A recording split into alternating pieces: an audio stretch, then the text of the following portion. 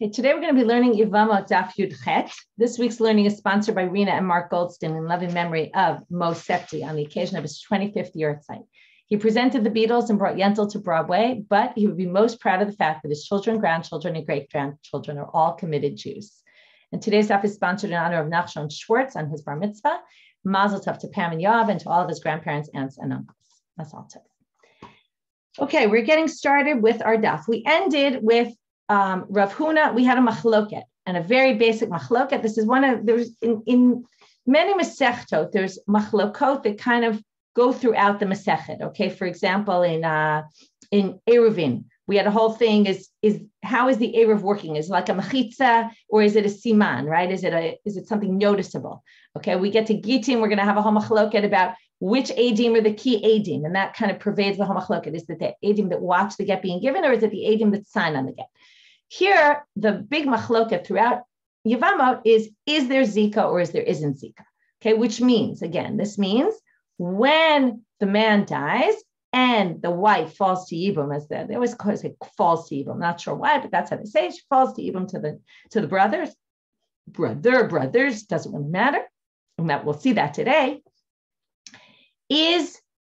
Is she considered as if she's married to them? She has a strong connection. How strong is that connection to them?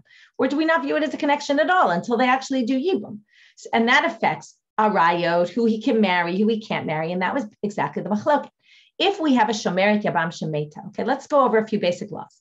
A man can't marry two sisters. However, you remember the pasuk said, B'chayeha, when she's alive, that means if he married one sister and the sister died, after her death, he can marry another sister. But not the same with a mother and her daughter. He can't marry a mother and her daughter, even if the daughter's not alive anymore, or the mother's not alive anymore. So the question becomes here, a Shomeret Yabam Shemeta. What if she dies before he did Yibum with her? Was she considered married to the Yabam? Is he forbidden to her mother or not? Then we had a machloket. Rav Huna said in the name of Rav, remember this, it was in the name of Rav, that's going to come up later. Rav Huna said in the name of Rav, he's permitted to the mother. And then the Gemara said, that's because you hold Ein Zika, okay? Which means that Rav Huna and seemingly Rav hold there's no Zika. And that's why it's as if they weren't connected. So of course he can marry the mother. Then we had the whole thing. We went back and forth. Why didn't he just say Ein Zika? It would have been simpler. Well, you wouldn't have learned that that it's only if she dies.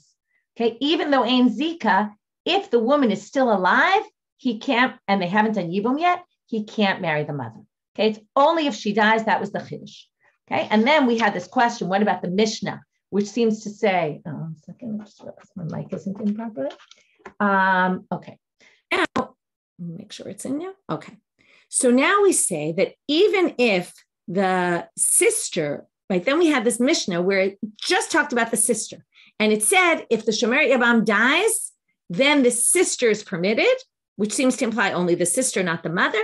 And then they said, no, that's because that Mishnah was talking about the sister, even when she wasn't a Shomeret Yabam, right? And the whole thing is that the sister is only in her lifetime. And that's a unique halacha for sister. And that's why that Mishnah was talking about sisters.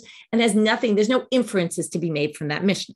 Why am I reviewing this? Besides, it's good to review things we learned at the end of the daf, because we're going to see the exact mirror image of the sugya through Rav Yehuda, which we already started, but we'll start it again.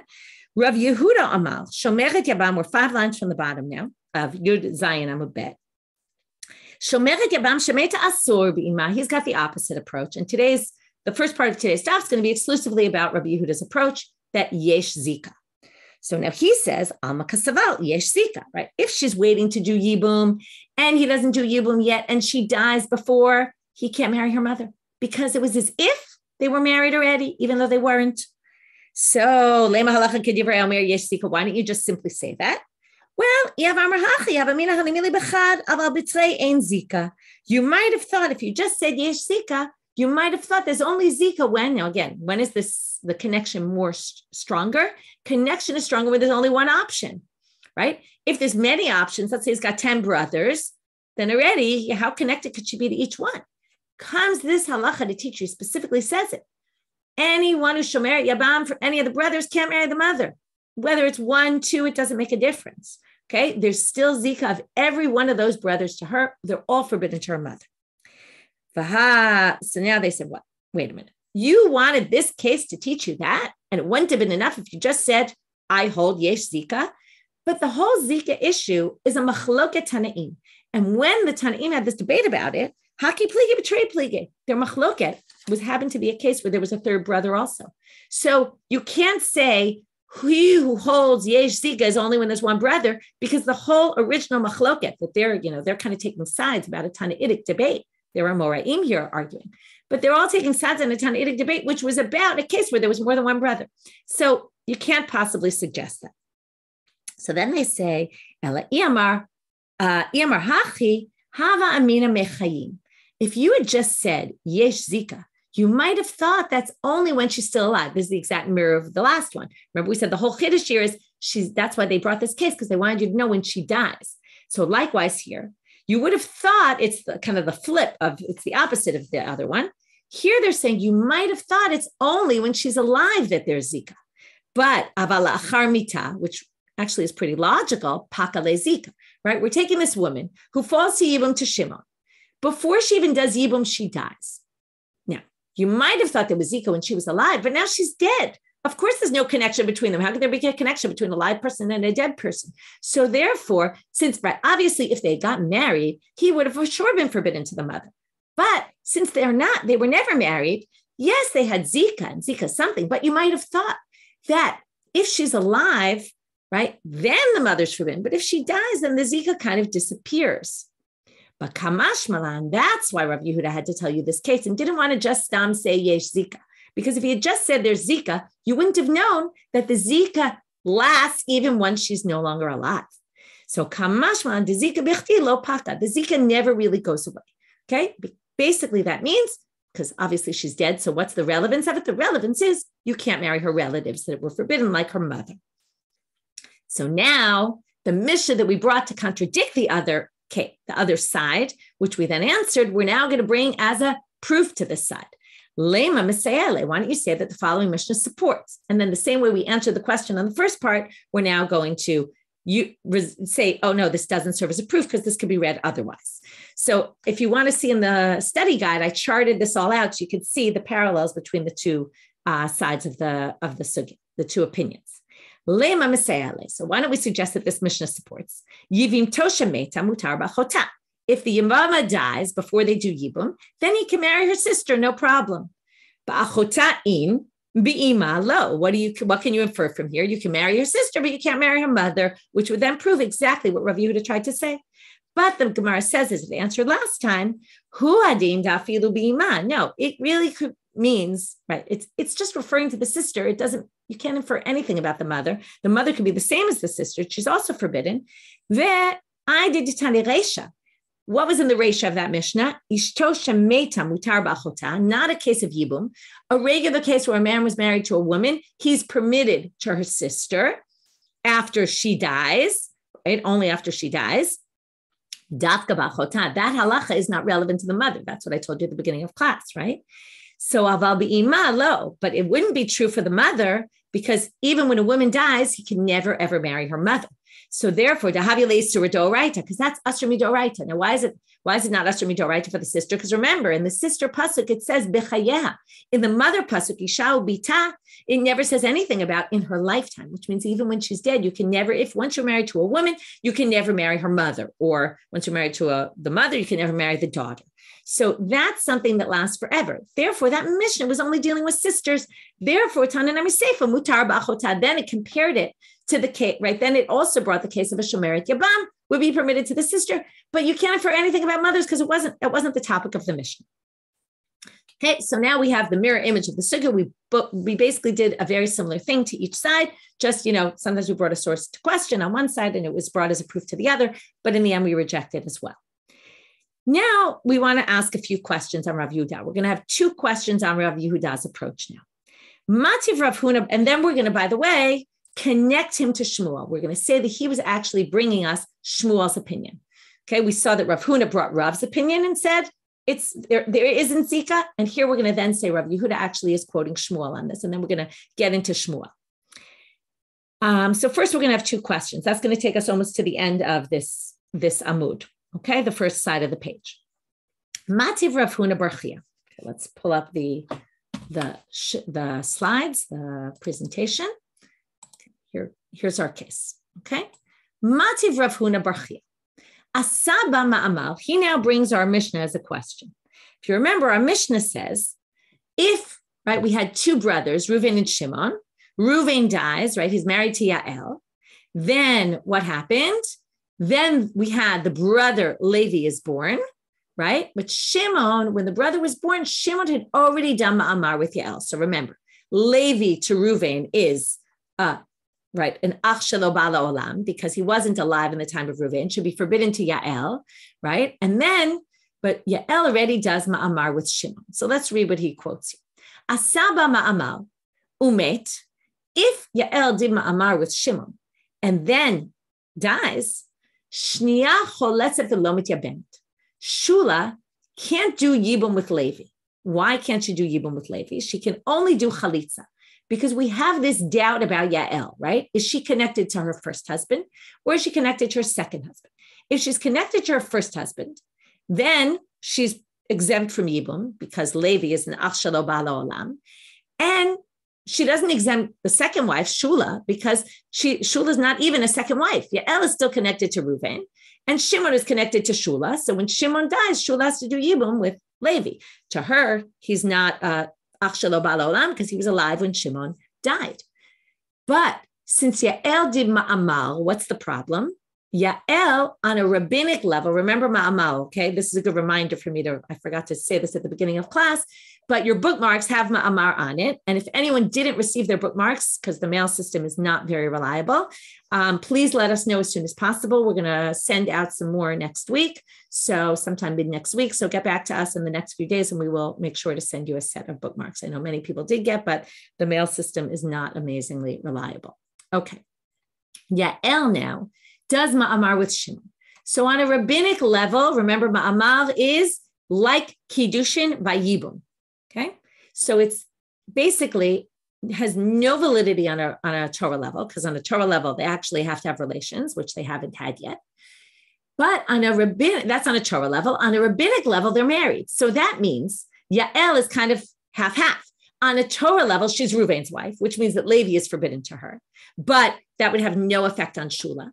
But on a rabbinic level, she's married to Shimon, which means that she would exempt Shula because she can't marry Levi, and therefore Shula would be a tzara to Arayot. So now what do they want to infer from here? What does this have to do with Zika? Okay, so we want to use this to prove Ein Zika. So now, Ta'ama da'avi b'ma'amal. This whole thing that we make Shula do chalitza because maybe Yael is already connected to Shimon is only because of the ma'amal that they did. Were it not for ma'amal, it seems like anyway, right? Ta'ama da'ava b'ma'amal. Ha lo ava b'ma'amal. If there wasn't ma'amal here, okay, let's say there was no connection from Yael to Shimon. Okay, now, if you hold Zika, there is a connection. But this is going to prove there is no Zika because look, it sounds like since she did ma'amar, we make Shula do chalitza. But if lo ava b'ma'amal, then shniya nami yimume biyabne. In other words, Shula would do yibum to Levi if were it not for the ma'amar. That's what can be inferred from this source. So, Iyamar yesh Zika.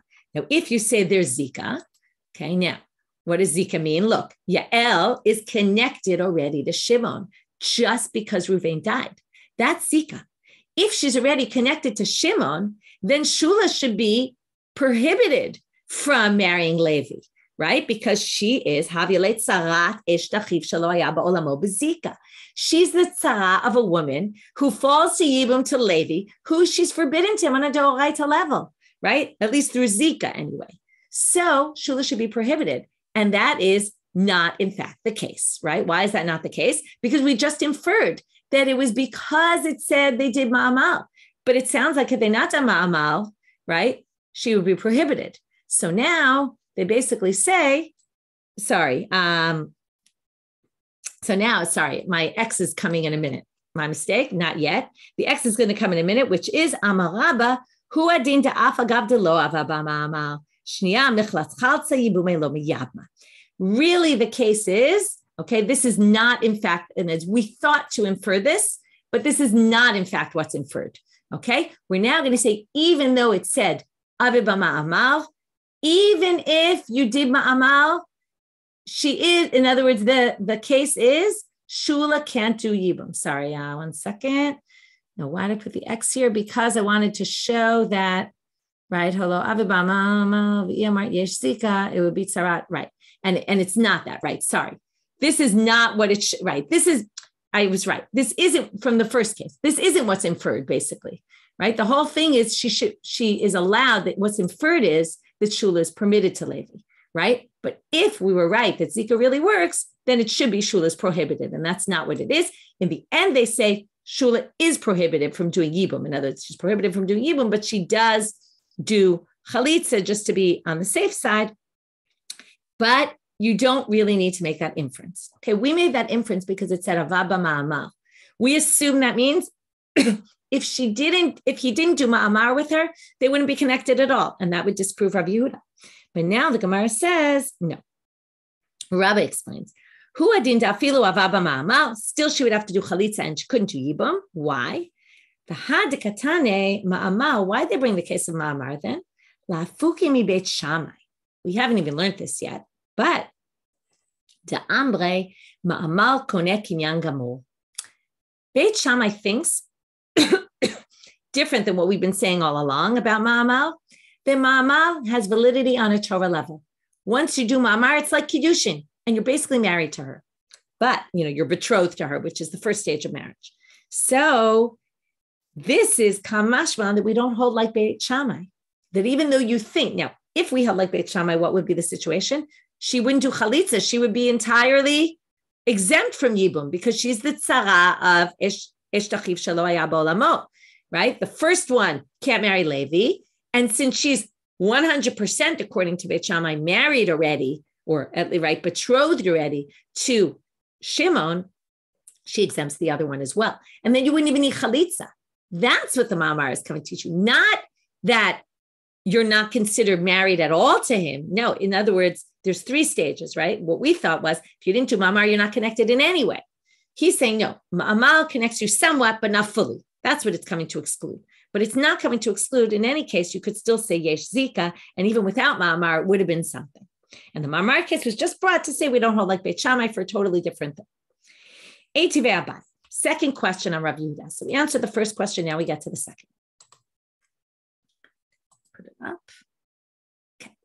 Shnei achim ba'olam echad. Okay, that's just basically saying we have 2 brothers, and they're married to 2 women, Yael and Shula. Okay. Reuven dies. Yael meitachad mehem belo vlad. Reuven dies without children. Yael now falls to Yibum to Shimon. Okay, so again, we're going to talk about this Zika issue. Now, they have now a 3rd brother, Levi, okay, which was born later. Again, we're going to, all these cases are ish tachiv shelo haya ba'olamo. She's the wife of, right, she falls to a kid whose brother, right, when the brother died, he wasn't alive. V'amad hasheni. So now we're going to see though. It's very important again when Levi was born. Levi's not born yet. Okay, I didn't show all the stages, but we'll read them right now. Amad hasheni azeh before Levi's born. So imagine Levi's not here. Amad hasheni azeh la'asot ma'amal. Okay, so Shimon is ready to do ma'amar with Yael.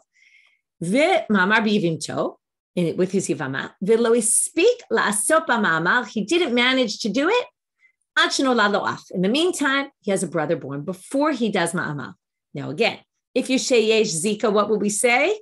So she's already kind of Shimon's, right? She's connected to Shimon. So now what happens? Shimon umet. Okay, so the first thing that happens is before he manages to do ma'amal, Levi's born, and then Shimon dies. So Rishona, Yael, no matter what, again, this is not Rabbi Shimon's opinion. This is the rabbi's opinion. The rabbis say, again, we don't know what Rabbi Shimon holds on this. We're going to get to Rabbi Shimon later. The rabbis say that Yael is forever prohibited to Levi because she was originally married to Reuven, and therefore Levi is forever going to be erva to her. She can never marry, so she's prohibited. Now, if we say Yesh Zika, then she's connected to Shimon, in which case Shula is her second wife, and Shula should be exempt. But what's the issue here? So Rishona Yotza Mishumesh Tachiv Shelo Haya Ba'olamo. She's prohibited. Shniya O Choletzet O Mityabemet. Shula can do Yibum with Levi. What does that show you? That Yael is still connected to Reuven. And Shimon has only one wife, Shula, and therefore that wife can go do Yibum with Levi. She's not connected to Yael at all. So again, the Gemara is going to question this, right? The Gemara is going to, 1 second. Okay. So now let's read it inside. V'i amart, if you want to say, yesh zika, there is zika, havyalet sarat ish tachiv shelo haya ba'olamo b'zika. Right? The second wife should be the second wife of Yael because Yael's connected to Shimon. So another proof that this doesn't work. By the way, this case of Shnei Achim is going to be quoted at the bottom of Yud Tet Amud Aleph. Okay, and it's going to be a long braita that we're going to deal with. Okay, actually, that's the case we're going to deal with tomorrow. Okay, so now what do we answer? Hamane Rabbi Meir hi. Oh, don't worry. That braita is Rabbi Meir, and you're going to see it tomorrow. The Rabbi Meir doesn't appear in that section of the braita, but he does appear later, and he seems to be the Tanakama of this braita, because Rabbi Shimon's going to disagree with him on a few cases there, and this must be Rabbi Meir. Why does that have any effect on us? Da'amal, ain zika, because Rabbi Meir holds there is no such thing as zika. In other words, we said it was a Tanaitic debate. So if we're going to bring a Tanaitic source to say, oh, look, Rav Yehuda, how could you say yesh zika? Here's a source that says ain zika, and then we say, that's just an opinion. Rabbi Meir holds ain zika, and therefore it's an easy answer. That source doesn't contradict me because I just don't hold by that source. I hold by other Tanaim. So now we have to check. Does Rabbi Meir really hold ain zika? So that's exactly the Gemara's next question. Umi sfira le Rabbi Meir ain zika. Does he really hold that way? The Hadran says in the Mishnah. Okay, and we're going to assume this Mishnah is Rabbi Meir also. Arba'a achim shnayim mehem nisuim shtei achayot. 4 brothers, Reuven, Shimon, Levi, Yehuda, and 2 of them are married to 2 sisters. Okay, Reuven's married to Rachel, Shimon's married to Leah. Umetu hanisuim achayot. Now the 2 brothers die, and now what happens? We've seen this case before. Hare elu chosot v'lo mityabmot. Rachel and Leah have to do chalitza with Levi and Yehuda. Why? And there's one with each, or it doesn't really matter, but they each have to do chalitza. Why? Because they can't do yibum. Why not? Because there's zika. Each brother has zika of 2 sisters, and you can't marry 2 sisters, and you can't even marry a woman if you're supposed to do yibum with her sister. In this case, each one has zika to one and zika to the other, so they can't marry them at all. So therefore, now that seems to be of the approach that yesh zika. Otherwise, why would they not be allowed to do yibum, right? So they each have to do chalitza, and that seems to be premised on zika. Remember, these black dots are zika. So look, Levi has zika to Rachel and Leah, and Yehuda has zika to Rachel and Leah. So it seems to be an issue. And if you say ain zika, then Rachel comes from Reuven, Leah comes from Shimon. Levi could do yibum with Rachel, and Yehuda could do yibum with Leah, and no problem at all. So that's our big question here. So now they answer, right? Oh, so highly abim chad, each one could do yibum with one or the other. So the Gemara answers, no. There's a different reason here why they have to do chalitza and not yibum. Totally different reason. And here we're going to call Rabbi Meir the warrior, okay? The one who's worried about every possibility, because you'll see he's worried about some crazy possibility. Lo olam ein zika. Really, he holds there's no zika. What's the reason here why they can't do yibum then? If there's no zika, right? The whole reason was zika. Well, he's worried that we don't want to create a situation where you'll be exempt from yibum, because we want you to fulfill the mitzvah of yibum. Notice, by the way, you can fulfill the mitzvah of yibum through chalitza, right? It's a big question, really. Is chalitza considered a kiyum of the mitzvah of yibum or a way of getting out of it? So here you see that even though it's obviously a way of getting out of it, it's still considered a kiyum mitzvah, because he's saying do chalitza, because if you don't do chalitza, you're going to have no way to do yibum / chalitza. And that's the mitzvah. The mitzvah is either yibum or chalitza. And if you don't do any one of them, right, then you might create a situation where you won't be able to. What does that mean? Well, Dilma admiyabim chad, let's say, okay, let's go back to our picture. Okay, now, let's say Rachel does yibum with Levi. In the meantime, Yehuda dies. What happens then? Leah is going to fall to yibum to Levi. And Levi can't do yibum with Leah because Leah is Rachel's sister and he's married to her sister. So what if, this is like the what if, right? This is why I call him the worrier, right? He's worried about all sorts of possibilities. What if one's going to do yibum before the second one does yibum? That's if we allow yibum, then this might happen, this scenario. One does yibum, the other one's going to die. And then Kabatla mitzvah yibamim. Leah is never going to fulfill the mitzvah of yibum for her husband. And we don't want that situation to happen, even though she'll be exempt. So it seems like, who cares, right? She'll be exempt. What's the difference? But we don't, according to him, we don't want to create that situation. So now the Gemara is going to say, wait a minute. Vi ein zika, if there's no zika, and she is actually exempt, tibatel, so what if we don't do the mitzvah of yibum? It's not such a big deal. How do we know this? Because Rabban Gamliel amar ein zika, umutar lematel mitzvah yibamim. We have a different case where we see that Rabban Gamliel holds there's no zika and there's no problem with creating a situation where you're going to get rid of yibum. How so? Totally different case. And then the Gemara is going to ask, why are you asking from Rabbi Meir and Rabban Gamliel? They're two different Tanaim. They might have two different approaches. But right now we're going to assume, if Rabban Gamliel says this, we're going to assume Rabbi Meir says this. Here we have a case where a man is married to a woman he's betrothed to her she's an orphan. Her mother or a brother married her off, which means what? You already know. She could do miyun. She could do refusal.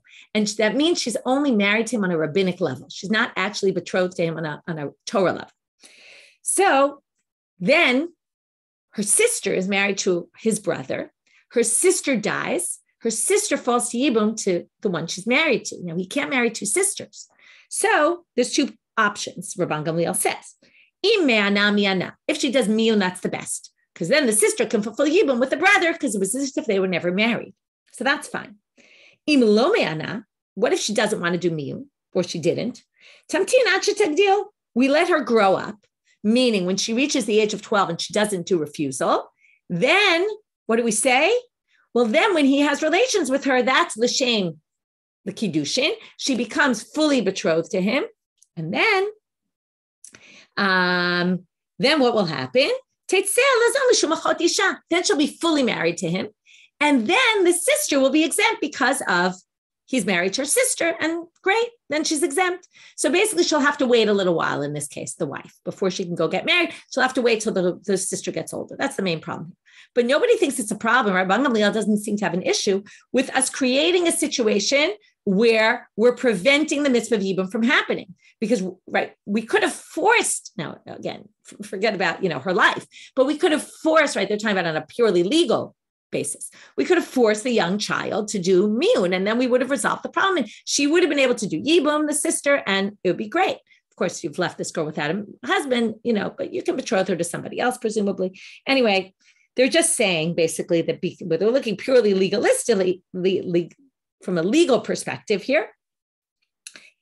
So Amarle, so now the answer is, just because Rabban Gamliel didn't want to do this doesn't mean anything, didn't have a problem with this, doesn't mean Rabbi Meir wouldn't. Rabban Gamliel, Rabbi Meir, Karamit, you're asking questions from one town on a different. They could have had different approaches. So Rabbi Meir really could hold Ein Zika.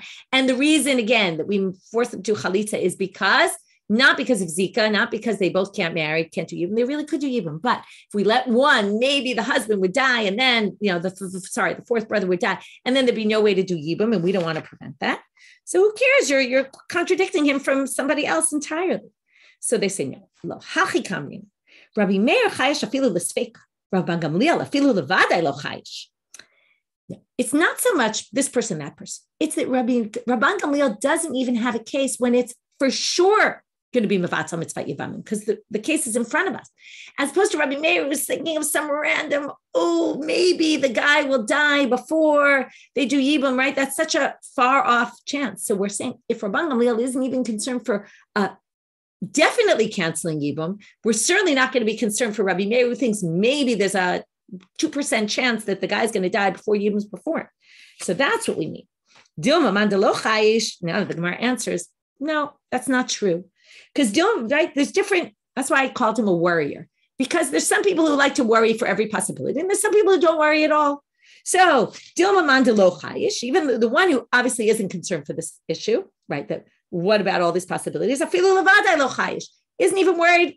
If you don't think mitzvah levatel mitzvah yivamim, you don't care in any case.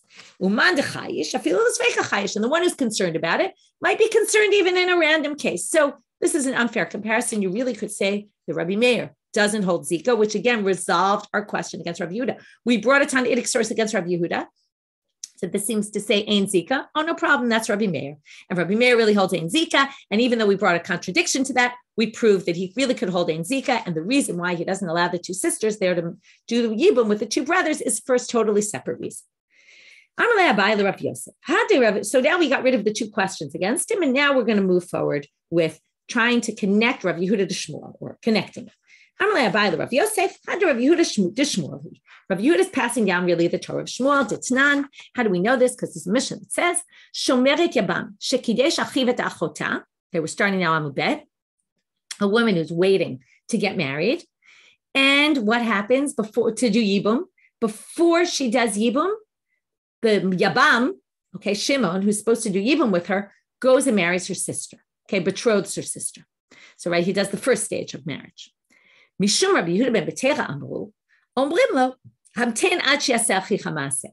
They say to him, listen, you have other brothers, so it's okay you're marrying this woman, because even though you're preventing yourself from doing Yibum, but wait till your brothers do Yibum, and then you can continue and be married to her. You can kind of consummate the marriage, but wait until then.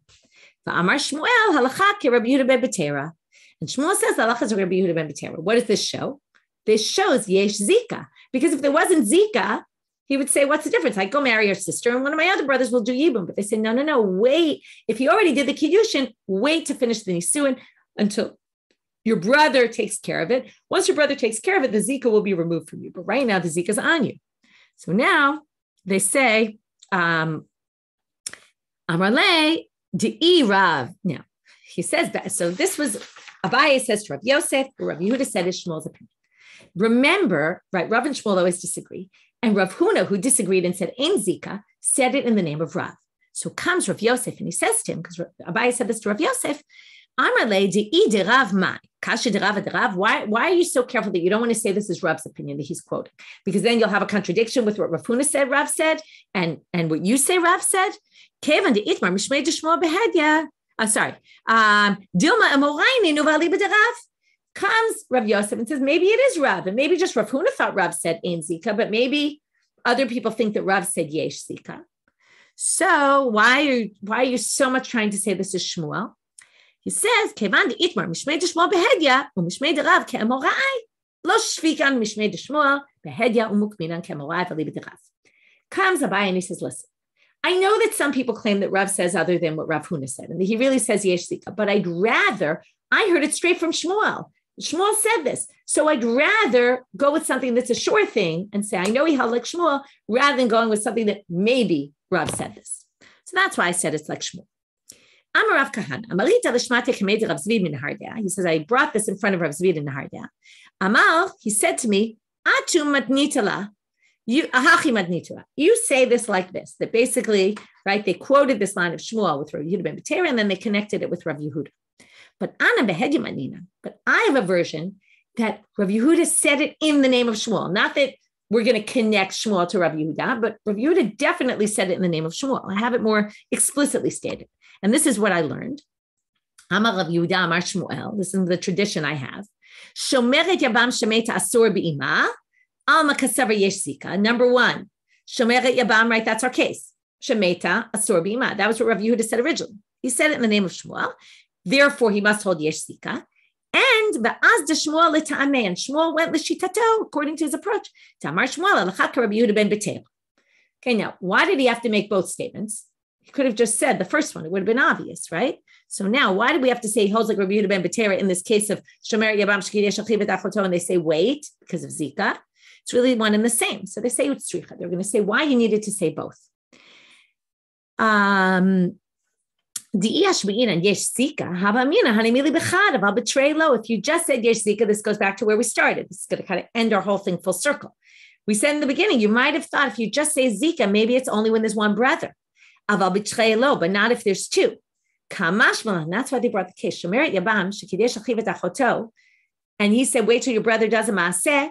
There were obviously more than one brother. There were two brothers here. And he still holds Zika. So it's very clear from there that it's even more than two. That's, by the way, the reference on the end of yesterday's daf, which was the whole machloket about Zika was Rabbi Yehuda ben Betera here, and that's a case of more than one brother.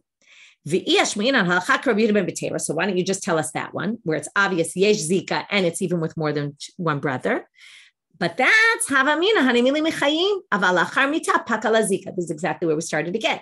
You might have thought if you just said we hold like Rabbi Yehuda ben Betera, that's where the brothers, where the woman is still alive. And then the Zika only disappears when she actually does Yibum with the brother. But maybe if she were to die, the Zika would disappear as well. That's why he has to tell you the case of Shomeret Yabam that dies, you still can't marry the mother because the Zika even continues after death. Okay, the only way the Zika is broken basically is when someone else, a different brother, does Yibum with her. Then obviously you're disconnected from her. But until that point, you're not disconnected from her. And if you never do Yibum, then she's forever connected to you, even if she dies. Okay, so again, the structure was very clear, even though we got off on all different tangents, which is 2 questions against, we didn't really get off on tangents. It was just each one was a bit long-winded. 2 questions against Rav Yehuda. We answered the questions, then we connected him to Shmuel. And then we said, even though some people claim Rav, we'd still rather connect it to Shmuel because Shmuel's a sure thing. Rav, we have 2 approaches about what Rav hold. And then we showed that some people even said that not just should we connect Rav Yehuda to Shmuel, but we even have that Rav Yehuda said explicitly the name of Shmuel. And then we said, he said 2 things. And the question is, why do you need both? And then we showed what each one was coming to do. Now we're starting our next Mishnah, which really the main sugya is going to be tomorrow. We're going to get started with it today, which is this big famous machloket that we made reference to in the beginning with Rav Safra about this machloket, Rabbi Shimon Rabbanan. Okay, we already had the first Mishnah in our parak, which is a case of Eish Tachiv Shelo Ba L'Olamo. We didn't see a debate there between Rabbi Shimon and the rabbis. That was a case where, remember the siman of Rav Safra in the beginning of the Masechet, Meit Nolad Yibem. Okay, if you just keep going over this in your head on Shabbat, you'll remember it. Always help you remember. Meit Nolad Yibem, Meit Nolad Yibem, right? Simanim are always good things. They help you remember. If the brother dies and then the kid is born and then they do Yibum, that's the first Mishnah. The second Mishnah is Meit Yibem Nolad. Okay, that's what we're going to see right now. The brother dies, then they do Yibum, the second brother, and then the child is born. That's where they have a machloket, and the big debate is, do they even have a machloket on the first Mishnah as well? So here goes our Mishnah, okay? And here's the presentation on it. Okay. Shnei Achim. Okay, we have 2 brothers, Reuven and Shimon. They're married to Yael and Shula, same kind of situation. Umeit echad mehem. Reuven dies. V'yibem hasheni et esh tachiv. So here's the order. Shimon does Yibum first with Yael. So now Yael is basically Shimon's husband. V'achar kach nolad lahem ach. Then the brother is born. So umeit. Then Shimon dies. Okay, we're going shlav here. Harishona, according to Tanakama, Yael is forever forbidden to Levi because Levi was not alive when Reuven was there. She can never do Yibum with him ever. So it doesn't really matter the order. Right? She's the wife now of this brother Levi, who was never in the world when her first husband was alive, when he died. Well, now, since Yael is married to Shimon, and she now has a tzara shula, so Yael is prohibited to, right? And they're both, no one can do Yibum, okay? So they're both basically exempt now, okay? So, right, you could say it is prohibited, you could say it is exempt, whatever you want. What if Yael hadn't actually done Yibum with Shimon, but she did ma'amal? Now, again, keep saying, and this is the case we saw before. Because she did ma'amal, there's this in between. So she's maybe still connected to Reuven, maybe with Shimon, and therefore, okay, clearly Yael can't do Yibum with Levi because maybe she's still connected to Reuven, in which case Levi is her brother, right? And it doesn't really matter if she's connected to Reuven. Tanakama holds she's forever forbidden to Levi. But the question is she a second wife to Shimon or not? If she's a second wife to Shimon, she'll exempt Shula. If she's not, then Shula has to do Yibum. So therefore, Shula is at this in-between doubtful stage. What does she do? She does Chalitza instead of Yibum. Okay, so if Shimon were to die, Shula does Chalitza. Rabbi Shimon Omer, Miyabem le'ezo mehem shirtze, o choletz le'ezo mehem shirtze. Rabbi Shimon says that no, she can do, he can do Yibum to any one of them, and then he does Chalitza to the second. Okay, meaning he views Yael as connected to Shimon already, in which case, since Levi was born after Yael already is married to Shimon, Yael is basically permitted to do, basically, sorry, I read it wrong. He could either do Yibum with Yael or Shula, or he could do Chalitza with Yael or Shula. And really, we ignore Reuven in this picture because this is Rabbi Shimon's whole shita, when Levi was born, she was already married to Shimon. So we don't look backwards at Reuven. She's no longer connected to Reuven. She's connected to Shimon, in which case, this is just a regular brother of Shimon.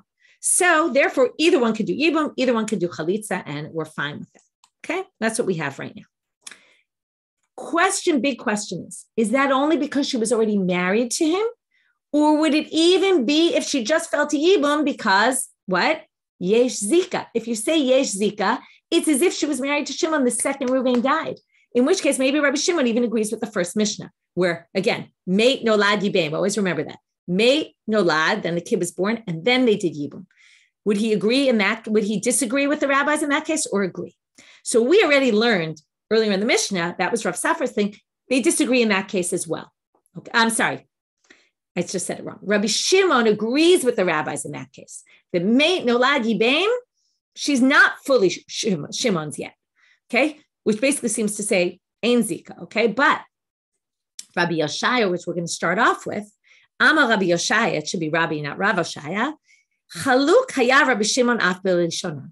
He even disagrees with the first Mishnah. He thinks as soon as Reuven dies, she's connected to Shimon. And in a few minutes, we're going to see, he says, Yesh Zika, okay?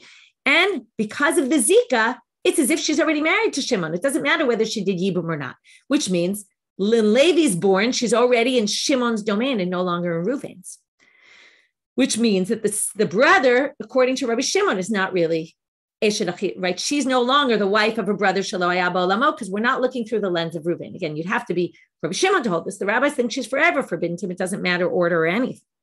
We'll see even more of this tomorrow. So by the time you're done with this, you'll have it straight. Mimai. So where does he get this from? So his proof is midikatani mishnah yetera, because they're two separate mishnayot. Bava direisha leman katanela. What do you need the first case for? If this case, right, to the rabbis, if she's forbidden even when she's married to Shimon and he's born, of course she's going to be forbidden to Levi if Levi was born before she was even married to Shimon, when she was still the Yabam of Reuven. So there's no reason, according to the rabbis, to even mention the first Mishnah. Tomorrow we're going to answer this question according to the others. If she did Yibum and then he was born, when the child was born, she was already Shimon's wife. Therefore, it should be fine because he was in the world when Shimon was around. And yet, Asrei Rabbanan, and yet the rabbis forbid this. No laba, you wouldn't even need to talk about this case of when he was born, and then they did Yibum. It would be obvious you would be forbidden. Elalav, it must be Rabbi Shimon Itzrich. The first case in the first Mishnah of the parak must have been there for Rabbi Shimon. And even though he doesn't say so, right, we assume, and we'll explain that in a minute, the Reisha is coming to tell you, even Rabbi Shimon thinks, even though in that case she wasn't yet married to Shimon, she's still considered like Shimon's wife, and therefore she's permitted to that child. And then why do you need the second case then? According to Rabbi Shimon, you don't need the second case. It's obvious that she'll be permitted if he was born once she was already married to Shimon. But the Seifa is coming to teach you even the rabbis won't permit it in that case. Now we get to the big problem, which is why really they say Rabbi Shimon should have appeared at the end of the first Mishnah.